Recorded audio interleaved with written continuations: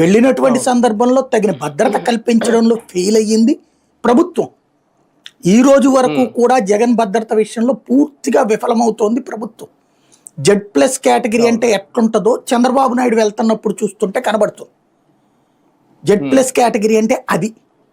ఆ భద్రతని జగన్కి ఇచ్చామని కోర్టుని మోసం చేస్తూ ప్రజల్ని ఏం మోసం చేస్తున్నారు, అడ్డదిడ్డంగా ఆయన చేస్తున్నాడని. అక్కడ రోప్ పార్టీ ఎక్కడ కనబడుతుంది, ఫ్రంట్ పార్టీ ఎక్కడ కనబడుతుంది, పైలట్ పార్టీ ఎక్కడ కనబడుతుంది?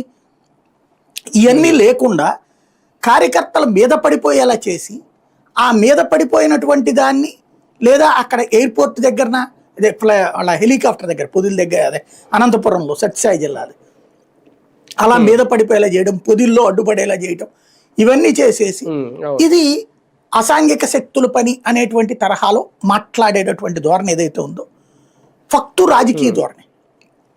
పవన్ కళ్యాణ్లో హానెస్టీ ఎక్స్పెక్ట్ చేస్తాం, ఈ దరిద్రపు రాజకీయాలకు దూరమైన వ్యక్తి అన్నటువంటి దాన్నే కోరుకుంటాం.